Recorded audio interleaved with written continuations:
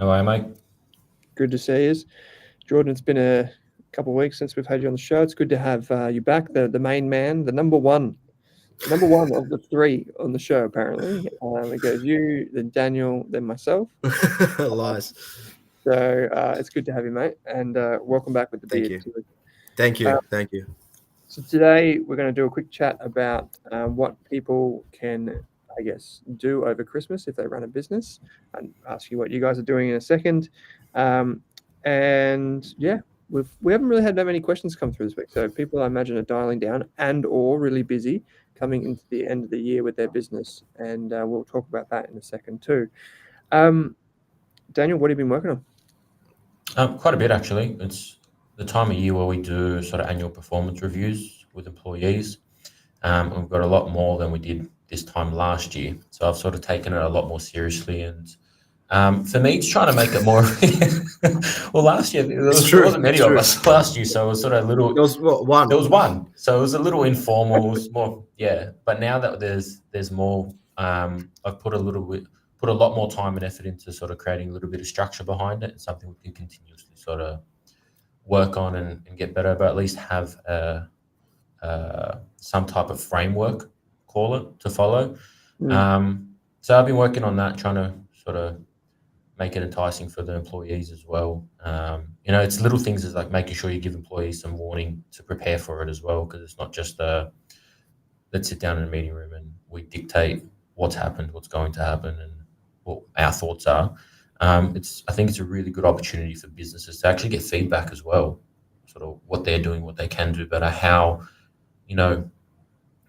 call it workplace culture can be different to how the employer sometimes sees it as well. So it just gives a little bit of an opportunity for feedback to keep evolving, keep getting better, and make sure you keep people actually happy and your goals are aligned with them. How do you do that? So how do you get the feedback?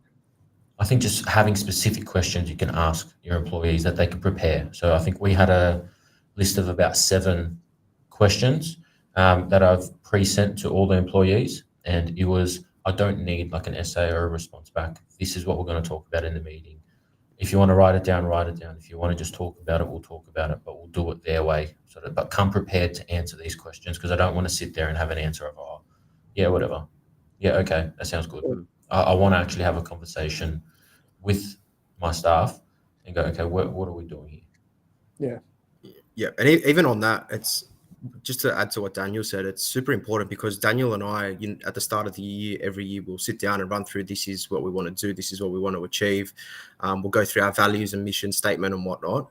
And it's really important to make sure that although Daniel and I know what it is, it's really important that staff know what it is and they're able to practice that every day with internally and externally with clients as well. So it's a really good check-in tool to use to make sure that what we're doing is also being reflected with the staff, because like we said, this time last year there was one or two, if that, one or two, and now there's two. It was one, but we had one guy for, I think it was a very short period of time. So one staff member for most of the year, and then the second one came on very late, so it was a bit of a useless not really an annual performance review when you're still in probation. Right. Yeah, so now it's there's more staff and now we're more structure to it, so we can continue to scale. I know there's a lot of software that helps people manage these types of things. Like business owners can use different software, and it does, like, you can get ones that integrate with Xero and all those types of things as well. And the HR tools often do it as well. There's some really expensive stuff out there, like that do heat maps for bigger organizations, so you can see where there's culture shift in like pockets of your business, and you can search for them online. Do you guys use any particular, like, what could you give us a type of question that you might ask? Because I've got one. Bring it up. Yeah, I do this as well, but I send the questions via a Google form in advance, and then they type their responses in there in their own time, like over, say, the course of a week. And then in the session, when you talk to them, you reflect on what they said. Because a lot of the time, they might say something and in the moment and not remember it, or they might have given themselves time to think about it and they can reflect on why they said that thing. And also by them typing it, I find that if someone puts it into the form and clicks submit, they're probably more likely to give you candid feedback sometimes. Like some people aren't always prepared to do that face to face. So doing it across both mediums actually I find is probably the most effective way that I've Have you found anyone give you sort of not contradicting answers, but like slightly different answers from an in-person to a submitted form that you've had to not question, but like sort of like No, but not really. But I can tell you one thing that I've had happen is that I've misinterpreted what they've said in their written response in advance of the meeting and then clarified it with them. So if I'd only gotten a written response, I could have misinterpreted the feedback. yeah. And so that's probably what I've found is more common than kind of people changing their minds on a piece of feedback. But before I throw it over you guys, I'll give you one piece of like one question I always ask. It's actually two-parter, but they're joined at the hip. One is where would you like your salary to be? And sometimes I choose 12 months, but sometimes I choose 2 years, which is enough for like growth and whatever. So I say, in 2 years, where would you like your salary to be? And then the next question is, what are 2 ways that you could get to that? Because a lot of employees think that I'm here and whatever my manager says is whatever I'll get. But if you kind of like invert them a little bit and say, well, hey, what can you do to get to that? It actually invites a whole different form of creativity in how they view their role. That's what I've found. And so like what they do is like in the Google form that I send is they put a number in and they answer the question. And typically what I do is I go, well, you said you want to earn $120,000 in 2 years. I want you to earn 140,000. So how are we going to get to 140,000, not 120? And so when I do that exercise with them, a lot of the times they're like, I didn't think I could earn that in my role. I'm like, absolutely, you could earn that in your role. We just got to figure out a way to make it happen, you know? Yeah. And that gives them a very, very sharp growth focus really quickly because they're like, oh, there's some of this that's in my control if I can hit these things. Because like, let's be honest, I feel like most business owners, maybe there are some out there, but most business owners will want to pay their employees more if they can afford to do it. Of course. You know, so getting support and doing that, and you can preempt that as an employee. You can obviously tell your manager what you want, and here's the things that I've done, and blah blah blah. Anyway, what's on your list? All right, so I don't even know now you got me questioning everything. Now I'm sort of like the brain ticking because the way we've done it is in December we do more of like a actual performance component without like a pay rise. Our pay rises happen at financial year period. So we've almost got 2 major touch points. So December's more of like a goal setting, performance, and sort of areas of improvement and actual sort of activity. And then the financial year leading into that component, that's when we talk a bit more of like tracking that performance and salary increases. But now I'm thinking I should be doing it all at once. I feel like you could. Like, what are your thoughts there? Because I've always had it separated. So now you've really got the brain juices flowing. What are your thoughts on that? Because that's where I was at, and now I'm sort of questioning everything. No, so I follow a similar pathway in that I do it twice a year as well, but one of them is more structured than the other. The other one's just like a really informal kind of catch up, check in, how are you going? What did we say 6 months ago? That's literally, it's not like send off the form and do that whole process again. It's one big annual one where that's where you can talk about pay rises and do all of that. And you do have those KPIs in there. Like, I love those sessions, but I also don't want to do them too frequently because I think it might put too much pressure on the team. That's what I feel like. And it also puts a lot of strain on you to try and think through those things if you did every quarter, for example. So I do a very similar thing to you. So I think that's reasonable. Okay. Yeah, because in line with yours, I think the one we have in December is probably closer to like your informal one that I've tried to put a little bit of structure to. And some of the questions I've got are sort of like, what are your individual goals for the next sort of performance cycle in brackets calendar year that we follow? Then how do you feel you have performed since starting with us? Because a lot of them have started within that 12-month period. Are there any areas you would like to focus on and improve on? What do you like most about your role? Do you feel as though you have everything you need to do your job to your best ability? Are there any areas we can focus and improve on to help you? And please provide some feedback on your experience with us so far. So it's more of like a structured, informal component, and then our major one, like you're referring to, with the salary components, generally happens June, July. Yeah, which makes sense for you guys. Yeah. I used to. I haven't even told you about this, Daniel, but I remember when I was working and managing a couple of people. They used to use a software website, if you want to call it, called Lattice. And I've just sent it to you guys in our chat. I couldn't work out how to do it so everyone could see it, but maybe we can put in the show notes. And that's something that can be used to sort of track these things. It's a bit more in depth. There's structure around it.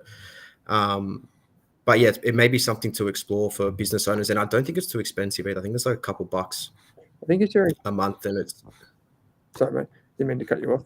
yeah, go for it. No, go for it. I was just going to say that I think those tools become more and more important as you scale. And so it's Yeah. good. It's important to be aware of Yeah. 2 or 3 major ones, Mm.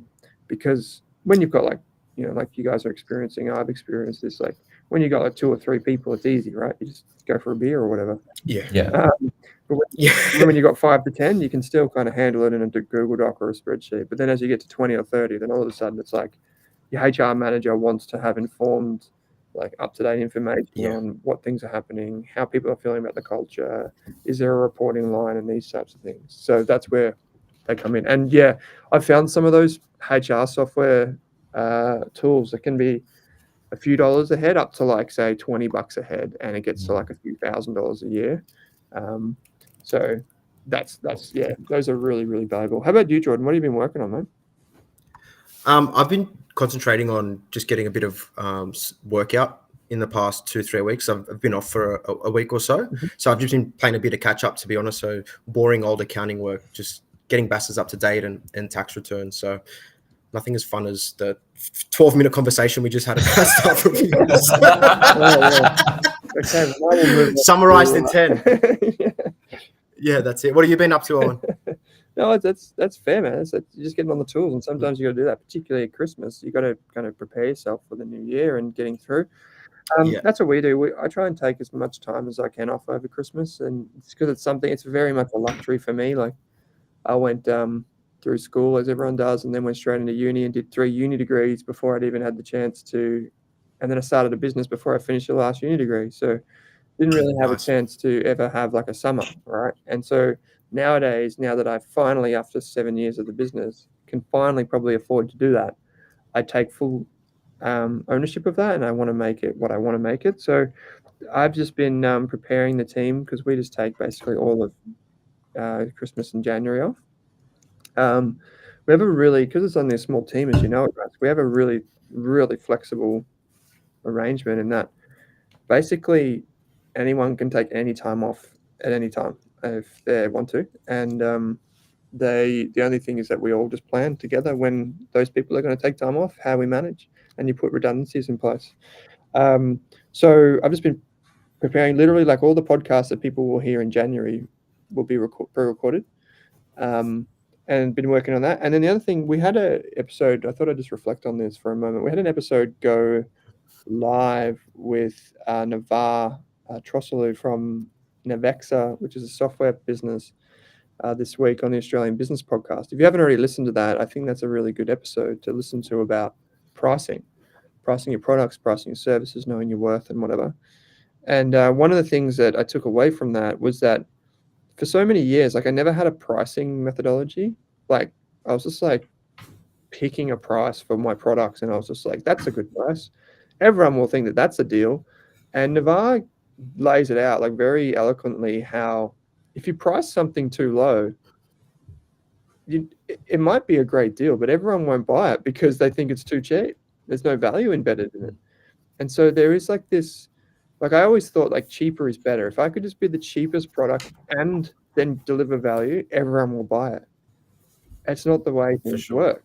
Like you can charge more and more people will join. It's kind of crazy to think, but it kind of flips every piece of economics that we're taught on our head. Like, oh, I'll just go and if I'm a landscaper, I'll just go and do that job cheaper and they'll choose me. Yeah. You know?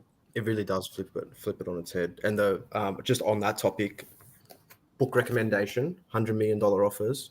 If you can see it, if not, I'm holding up the book. Yes. And Alex Hormozi, the author, he really runs through exactly what we're talking about, where charging for value as opposed to just being the cheapest, because that's just a race to the bottom, and you can't scale a business like that always being the cheapest. You'll always hit a ceiling, and it just doesn't work. Here's a question for you guys on this then, scaling a business. Like, you guys have a pricing model, which Daniel and I were talking about on a phone call a few weeks ago. You guys have a pricing model, which is, if I'm not mistaken, is basically if like a small business comes to you guys for accounting and all that strategy stuff, they pay based on the volume of the business, like, and basically what you guys need to add to them. So like, if they've got thousands of transactions that are happening a month and you have to reconcile that, and then you have to work with them for HR and all this sort of stuff. If I got that correct, like, that's kind of how you tier your pricing. Yeah. So Yes, what? spot on. There's a few different elements to it. So, from turnover, transaction sizes, employee numbers. So there's a few factors that vary into it. But I think we noticed very early on that businesses in a similar size all require similar levels of work. So you can, quite easily, set tiers of pricing in place. So how do you guys think about like things like price increases or decreases? Like, I'm just curious how you guys as accountants and like focus on business strategy, how you guys went about setting those prices and how you think about potentially increasing them, keeping them the same, or whatever in the future. Like, do you have a way that you think about that? Not really, to be honest. In terms of increasing prices, we do it once a year. We'll sit down and review the client's file and see if there's been an uptick or down. Not really a downtick, but more so of an uptick in transactions. And when I say downtick, it's not so much that transactions are less, but we've become more efficient at doing the job. And we don't shoot ourselves in the foot for that, because that's us that's now been efficient due to our systems and our processes that Daniel and I and the staff have spent all this time implementing. So we're now able to get the job done at that same level of quality for a quicker period. So we don't then reduce the price, because it's taken us 10 years, 20 years, 30 years between everyone to work out how to do it this quick. So that's why we don't reduce the price. Yeah. But the price will go up as transactions do go up. So it's interesting because I've always thought about not so much in accounting, but definitely in finance, like the finance MO and how brands extract pricing money from their clients is basically like to take the most loyal customers and charge them more. Whereas I've always thought, like, if you're a smaller business, one of your secrets is actually having those super loyal fans and those customers in the early days. Yeah. And making sure that they tell their friends and refer their friends in. So it's always been interesting to me that the finance industry does the opposite of that. They kind of like just prey on people's, I guess, I don't know what you call it, latency, like their inability to move on certain things. Like, I was chatting to my stepdad the other day, and I was like, when was the last time you called the bank to review a mortgage? He's like, I've had it for like 25 years and I haven't done that. And I was like, yeah, wow. Whoa. So when I got him to check, he was like 1% over, like he was getting charged 1% more, one full percentage more than what was like a pretty decent rate. So I was like, you should probably review on top of it. Yeah. Yeah. And I don't know, because like we have this membership at Rask, it's like $9.99, right? And I wanted to price it so low, it was just like ridiculously low. And I think I went way too low, like way too low, because the amount of value that we can add to people's lives through that is just like, and I never had a framework for that. So I'm going to get this book. I just wrote it down, $100 million offers. I've heard of the book because I've heard you talk about it, Jordan. There are two topics we wanted to quickly touch on today. And please send us your questions. You can send us your questions any way you like. But in every episode of the Australian Business Podcast, there is a link that says ask a question, and you can select the Australian Business Podcast. That's how easy it is. You guys wanted to talk about, and I imagine this is like, we talk about cash flow being a killer of businesses, having cash in the bank over Christmas and how businesses can budget for that. Who wants to start with that? Yeah, I can kick that one off. So something that we do see quite often, mainly in the service-based businesses that we look after, is that over up until the last week of December when everyone breaks up, I think it's the 22nd this year, it's a mad rush and money's coming in, jobs need to get done and whatnot. But come January, there's a lot of people that are off. So whether it's B2B or even for B2C businesses, it's really important that you have cash flow to sustain your expenses, because a lot of the time your expenses don't slow down, but in that 2 weeks, income does slow down. So you still got to pay staff wages, even if they're on annual leave, they have leave, you need to pay that. If you're renting a space, lease payments, whatever it may be, they don't stop. So it's super important to be able to budget for that and make sure that you have at least a couple of months worth of expenses in the bank, because a lot of the time, I would say 90% of businesses, and don't quote me on it, it's just off the cuff, have a downtick in that January period, because there's just not much happening. People go on holidays. And even if the business is still open, the people that they engage with to sell their service or product, they're not there. They're on holidays. So it's really important that there's enough cash to sustain those expenses during that January, I guess, shutdown. Yeah.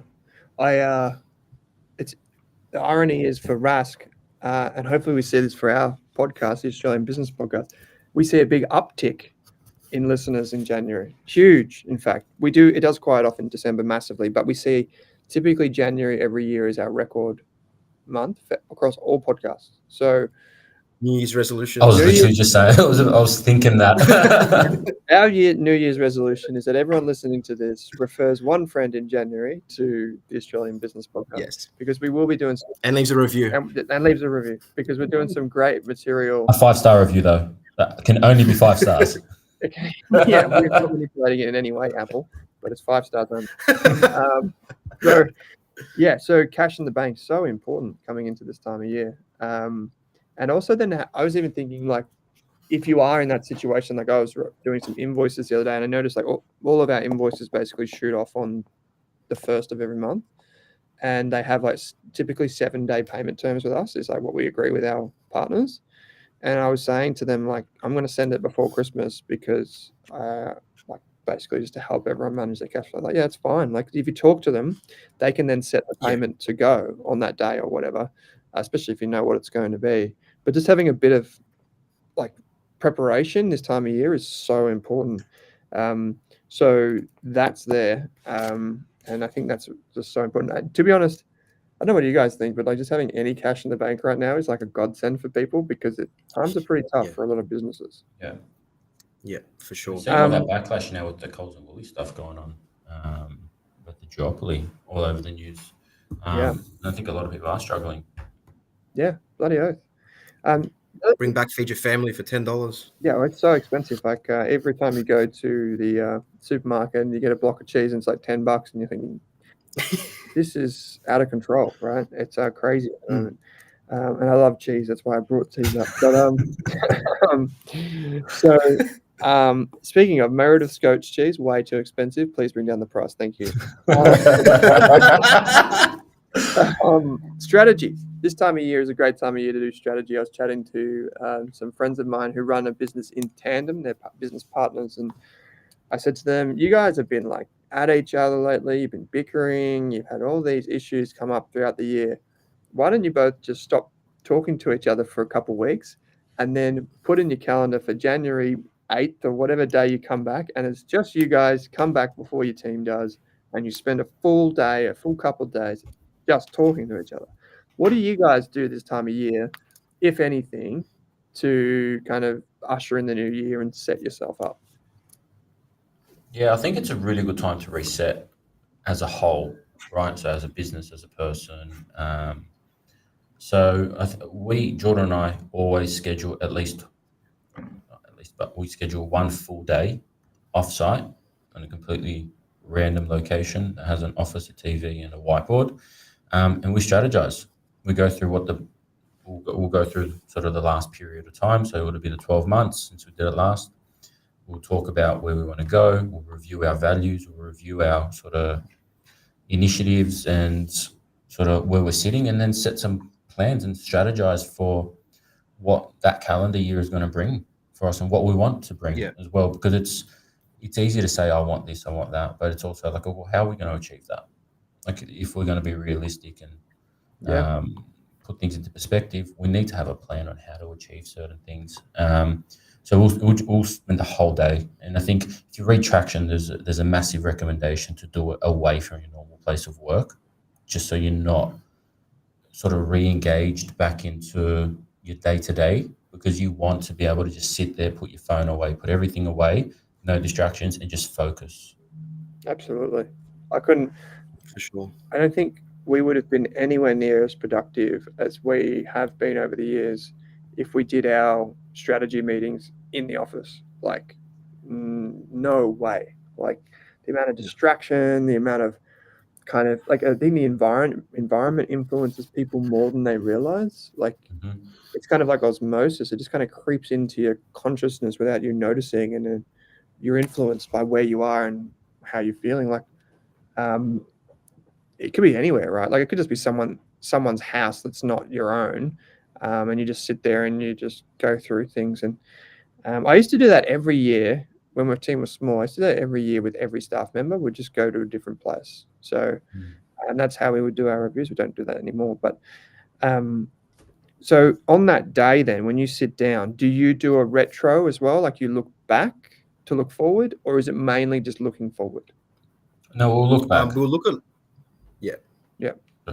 we'll look at like the last year's performance, and then we'll put a slideshow together to have structure around what we're doing, and then just like Daniel said, make those plans for the year after. We follow like a hybrid method of Traction, a bit of scaling up with Vern Hanish, and then a bit of the DG and JK twist on all of it. So we do have structure around what we want to run through, revisiting all of the stuff, all the fun stuff, the values, focus, bit of marketing strategy, 1 year plan, rocks. I'm just reading through the VTO that is in Traction, the 3 year picture and what that looks like. Accountability chart's really important. And that's, I think, Dan, we haven't really even spoken about this, but that accountability chart that we did, how we split our business up, I think that's been huge for us. Yeah, massive. Can you talk us through that? So we split the business up into 4, I guess, silos or segments, being finance, sales, marketing, and operations. I did the marketing and sales side of things, and Dan did the operations and the finance. Yeah, all the fun stuff. So we, yeah, pretty much short end of the stick. But I think that has allowed us to grow at the pace that we've grown at. Yep. And allowed us to, because when we first started, we'd be sitting there and go, what do you reckon of this? What do you reckon of that? And then we'd not dawdle, but it'll take longer to make decisions. And now we've gotten a lot faster at making decisions because each of us is responsible for that. Yep. If a big decision needs to be made, obviously we cross-pollinate and we talk to each other about it. But all these little decisions, it's just like, nah, you make that call, I make this call. And it's allowed us to move so much faster. Now, even if it's one person and there's one director in the business, it doesn't mean you can't do this.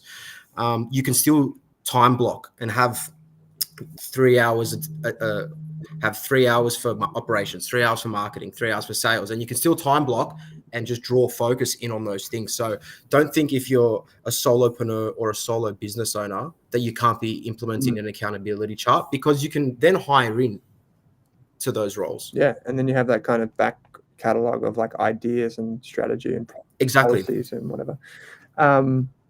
Yeah, cool. Do you guys ever do a team-based strategy meeting? Not really. Not really. No. You know, it wouldn't be bad to implement one maybe in January when everyone sort of comes back after we've done ours, just to sort of relay it. But because at the moment we don't really have any, we've got senior staff, but they're not at a decision-making level with us. It sort of it seems a little bit not pointless. I don't want to say pointless, but I don't see how much value that will bring because we're still so heavily involved in the business that it is our duty to be relaying sort of the key info. And I think to touch on what Jordan said before about having like a main decision maker, like I think that was a massive game changer. And we applied I think we called it the 51-49 rule at a point in time. When you're in a 50-50 sort of partnership, someone's going to make a call at some point in time. So by applying that 51 voting, call it voting rights, someone's always got the responsibility to make the call, whether to agree or disagree, and the other person cannot question it. They just have the opportunity to get their views out, but it's one person's decision. I like it. And it is divide and conquer, right? So important. As a business scales, one of the things that Gino Wickman talks about in Traction is how do you communicate those messages to your team? And that becomes more important as your business gets beyond 10, 20, 30 employees with multiple divisions, because you end up siloed, and you can go away and do a strategy meeting. But if you're just a wheel you're just a cog in a big wheel, and that hasn't communicated out through the rest of the thing, you're never going to move as fast as you could, because there will always be some uneven cogs and squeaky parts of that wheel that you just can't push through. And so the way you communicate those strategies is really important too, which we can talk about in another session. But we're going to probably we are going to do a session in January for anyone that is new to running a business, or even your experience and you just want to go across the major kind of like groups of thinking in your business. So whether that's things like how you market a business online, how do you set up a HR strategy from the get-go that makes sense, and how do you put those systems in place for accounting, for managing your cash flow, financing, all those things. So we'll be coming back to you and everyone on the Australian Business Podcast in January. Over 10,000 people tuned into the Australian Business Podcast last month, which is huge. So it's slowly compounding, it's slowly growing, and we'll be doing this more and more in 2024. So if you do know anyone that is listening, I know our podcast got recommended in the My Millennial Money Facebook group this past week, which was really nice to see. And if you do know friends or family that run businesses, or even colleagues that you think might benefit from hearing more about how business operates, like someone that you're thinking may be a manager in the future or you want to promote, this is obviously the show to send them, because we talk about things that are relevant not just to micro businesses, but large businesses and people all throughout those businesses. So you can also get in contact with us by using the links in the show notes. You can get a link there to book in a call with the Grey Space Advisory team, Jordan or Daniel. And by the way, when they said DG and JK before, that refers to these two gents. For those of you that needed to pick up on, they did insert themselves into the realms of Gino Wickman. I did kind of see that elevation that We'll take it. Watch out, Tony Robbins. These two are coming for you. But you can get in contact I'm going to be sued with me in the show notes. online. This coming Monday night, there is a webinar that's going to go out. The email will go out this week. The webinar is how to build a website in under 60 minutes. So if you're new to the digital space, I'll go through exactly how to do that. We'll share our screens and we'll use examples. So that's all available if you head to owenrask.com. There is a link in the show notes that says webinar. You can just go and register. You'll receive an email, and it will go live Monday night. I think it's at 7:30 Australian Eastern Time, and then it'll be all online. You can ask your questions, and we'll go through end to end how to build it fast, secure, and quickly. All right, guys, that's enough from me. I hope you guys have a wonderful weekend. Jordan, good to see you back on deck, mate, and always nice to see folks with a beard. And Daniel, always a pleasure, mate. Do I fall into that category? Thanks, mate. Cheers, guys. See ya. See ya. Yeah.